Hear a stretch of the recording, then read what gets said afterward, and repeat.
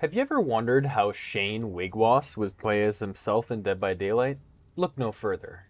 I found out how. Hello everybody, Vigo Shadow here, and welcome to the Survivor Strategies. A guide how to play exactly like how the Survivor would. In today's episode, we will be playing as Shane Wiigwaas. Sometimes all the truth needs is someone to come looking for it. I thought I was hunting answers in the dark. Maybe the dark was hunting me. Since there's not much of a difference playing as other survivors besides noise and appearance, we will analyze the survivor's bio and their perks to get a better understanding on the type of playstyle that this survivor would inhabit. Alright, time to do some deeper digging. I'll be highlighting a few things in the portrait as well as the bio.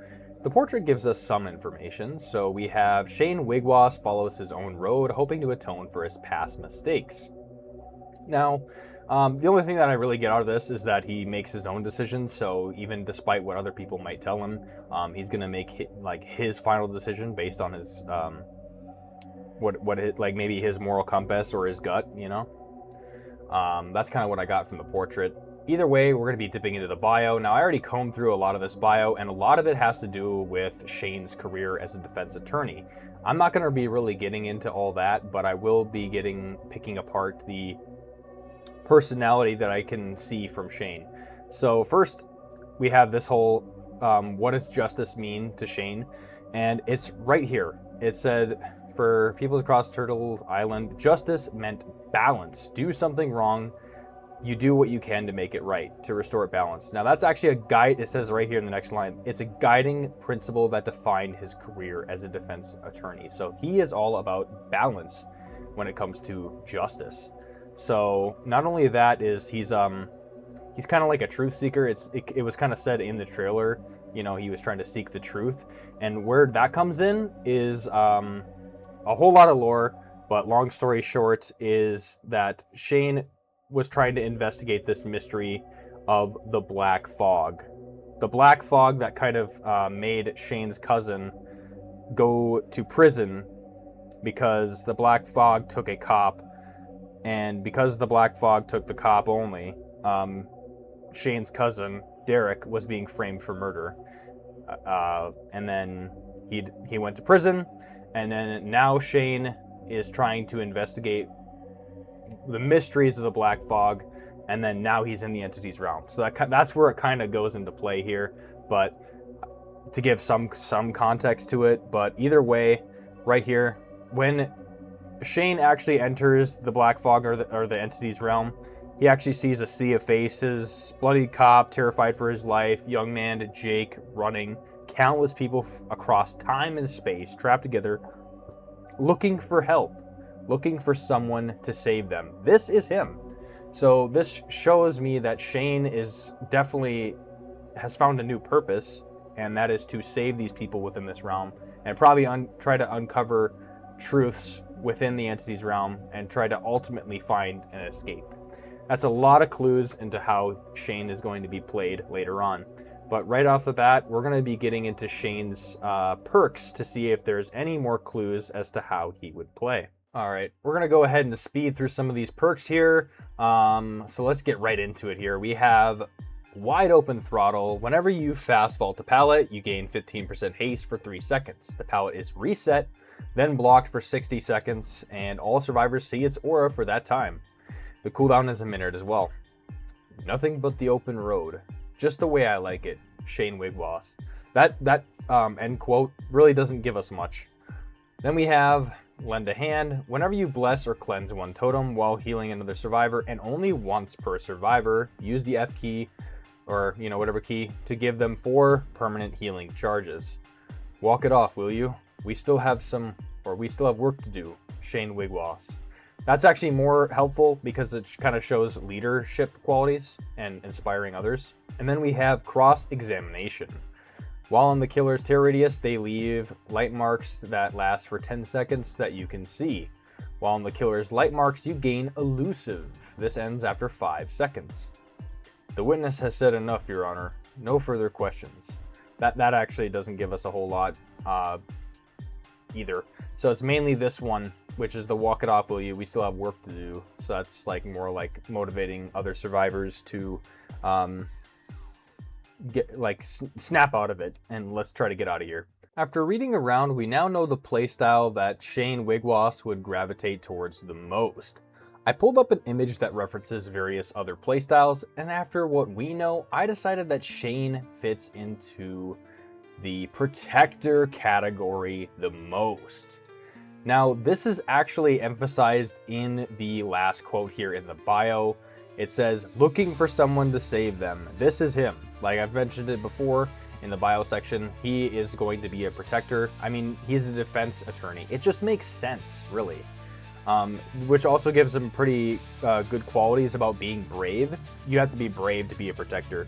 But he's going to probably be making more bolder plays to kind of get survivors out, which is going to lead us to our next part here, which is the priority, what Shane's priority is going to be. Now that we know what the type of playstyle the survivor favors, we can now establish what the survivor's priorities are. In Dead by Daylight, there are 4 categories. Within these categories, we can understand what the survivor deems as a priority based on what we know.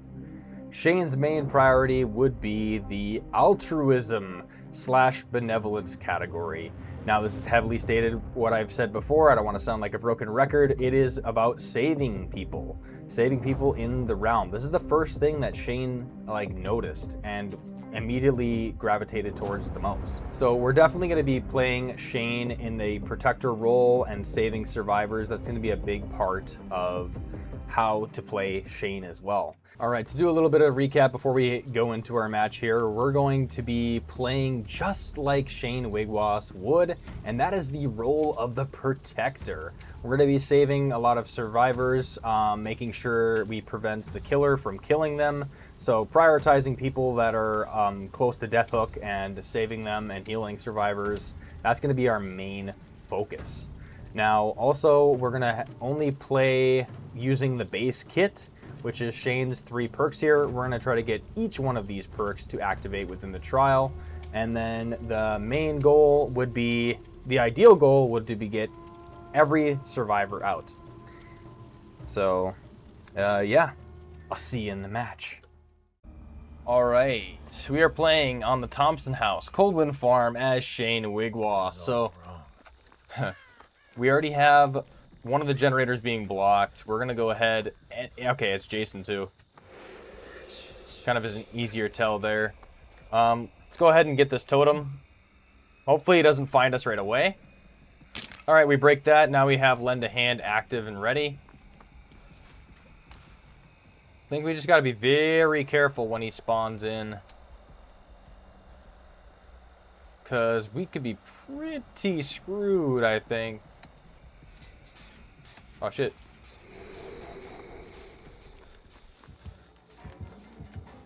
Yeah, he's like right here.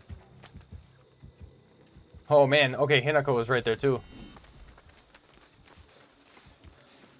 I thought he was just after me. Alright. Okay, we see where the killer is. We can see the light marks on the ground. We can follow that to kind of get elusive. But we're going to just remain on this gen, especially while she kind of sticks it. I don't think he's going to break that. Alright, so what we can do here is we can actually activate wide open throttle and then reset that pallet. Not always a bad thing to do, especially if you want to just throw it out to throw it out. Kind of beats lifting it with any means necessary. Okay, I do actually have Lend a Hand. Okay, we gotta crouch.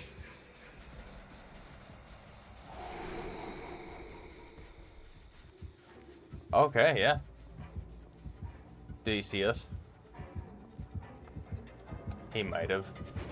Yeah, he has nowhere to hide. He has nowhere to hide.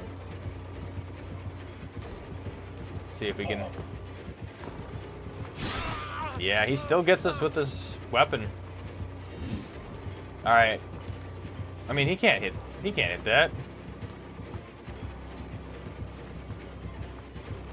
Oh, he's protecting a stun. Okay.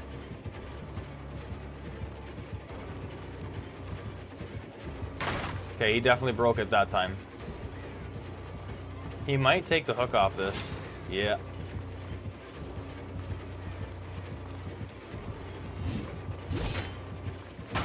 Okay, nice.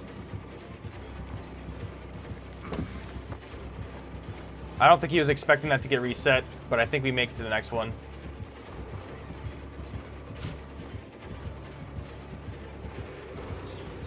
Okay, oh wow. We actually lucked out.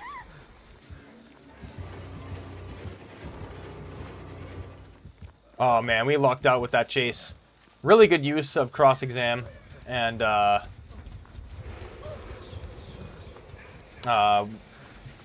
open throttle, actually. Alright, they're doing the worst gens, honestly. I'm not gonna lie. Shoot. He's definitely gonna get it. Yeah, he gets it. Whew, man, that's close. At least I'm on this pallet, but yeah, he's just gonna hook one out to hook one out. He knows he's gonna get it on the when he hooks me. Dang, I don't even think I got to use lend a hand, honestly. I was trying to. Oh yeah, that was the gen that was on too. That was getting progressed. Yeah, so far that we're doing a pretty good job because between Hinako's chase and mine, we got a couple more gens done, so now there's only 2 left. Alright. Okay, I need to heal badly. Trevor's just on the outside of this map here. Okay, yeah, we're running. We're running.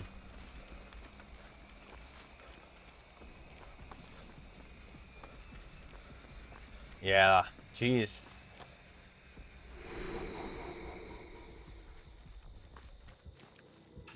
He's close again. Man.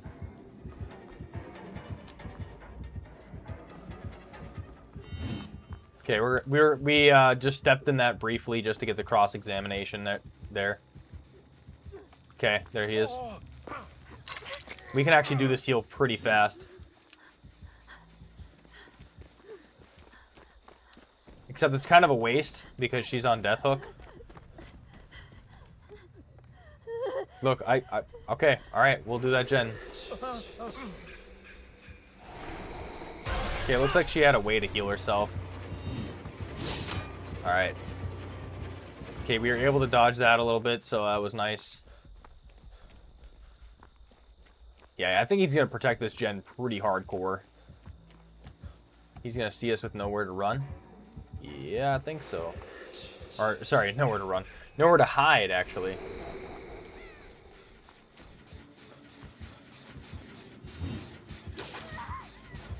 Damn, he gets Hinako again, yeah. Well, we're on the gen, as she wanted. I think she was pretty good in chase, and I could just sacrifice myself. Yeah, no, she goes down. I think it was a lost cause if I tried to even.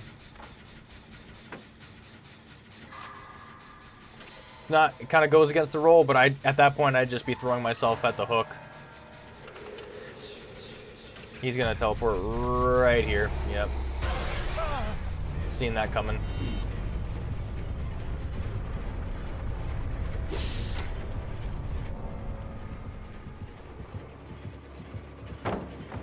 Yeah, I'm just not gonna even bother.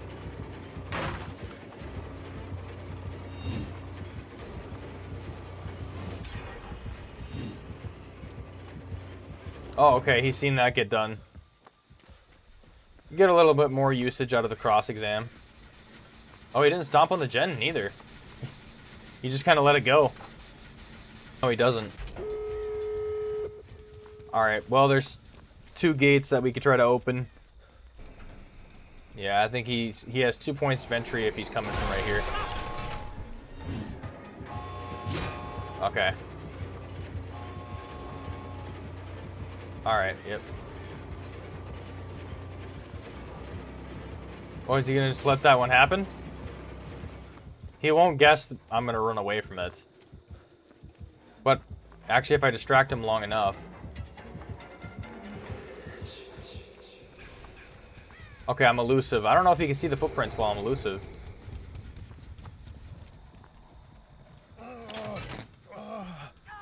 No, he straight up went to them. This one might be a really hard one to get if I'm going to get a save. Trevor probably moseys on through.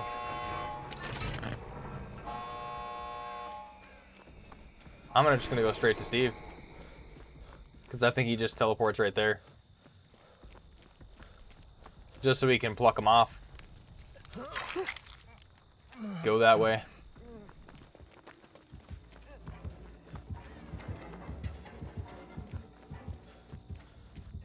Alright, he's back on Steve again. Oh no, he's on us.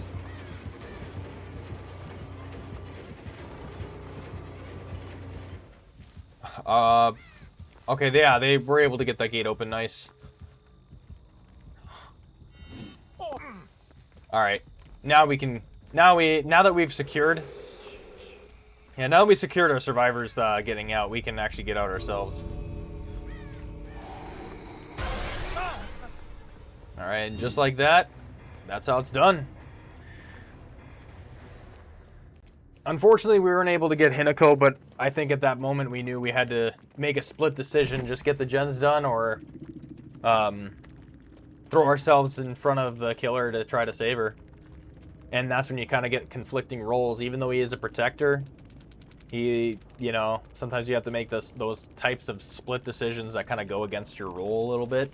But yeah, ultimately, that's how you play Shane Wiigwaas. We were able to get each one of these perks to activate in the trial. A lot of use out of wide open throttle, actually. I'm surprised how much use I got out of that. Lend a hand, we did use it. We just threw it on Hinako. She was able to heal herself a little bit quicker, so it does count.